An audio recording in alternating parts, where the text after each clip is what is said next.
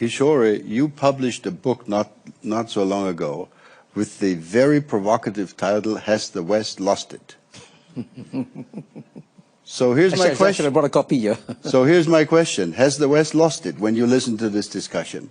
Or, to put it a little more, I guess, intelligently, what role do you see as looking at NATO and our region from the outside, from an Asian perspective? What role do you see for the transatlantic alliance in the evolving international system, in this new landscape of quote-unquote great power competition, et cetera, et cetera? Kishore, well, try to be brief. I know you're watching the clock. Yeah. So I'll make three very quick points to answer your question directly. The first point I want to make, and it's an important point, I think from the point of view of the rest of the world, at a time when everything is changing, right? We are entering a new era of world history. And just to give you how dramatic the change is, you had 200 years of Western domination of world history. Today, in PPP terms, the number one economy is China, number two is the United States, number three is India, number four is Japan. Not one European country in the top four. It's a different world. So with everything changing, it's good to have some pillars of stability in the world, right? And since the West created, in many ways, the global architecture post-1945, which is still, I think, working and holding the world together, and I spent 10 years as ambassador to the UN, so I know that many of these global multilateral institutions work, and they rest on the transatlantic alliance as the substructure of the global governance architecture. So the rest of the world doesn't want to see this transatlantic alliance being shaken. It's good if it stays together. But my second point at the same time is that at the end of the day, an alliance is about threats. Now, threats, as you know, we are talking about geopolitical threats. The word geopolitical means geography political. Now, the geography of Europe is very different from the geography of the United States or North America. And the number one threat that Europe is going to face in the 21st century is not the number one threat that America is going to face in the 21st century.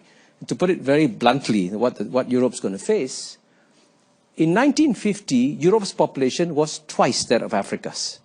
Today, Africa's population is twice that of Europe's. By 2100, it's going to be 10 times the size of Europe. I guarantee you, you've already seen what a few boats have done, right? They have distorted the whole political process in Europe. You had these populist parties coming in because people are frightened of these boats coming. And the leaders haven't paid attention to the people's fears. The peoples are not worried about Russian tanks coming tomorrow. They're more worried about the African migrants coming. And here, Secretary of State John Kerry is absolutely right when he talks about the young 2 billion people with a smartphone. More and more of them are going to come. And how do you keep them out? So that brings me to my third point. You've got to develop Africa economically. There's only one solution. And who's the number one potential partner for Europe for the economic development of Africa? Who's the number one investor in Africa today? It's China. So it would be quite natural if you look at geography, geopolitical interests, there's a convergence of interest within Europe and China to develop Africa economically and hold back the boat people. But I guarantee you, and that's what my next book is about, in the next 10 years, there will be a spike in US-China rivalry. No number one power gives up its number one power that easily. And China's economy, in nominal market terms, will become number one in 10 to 15 years.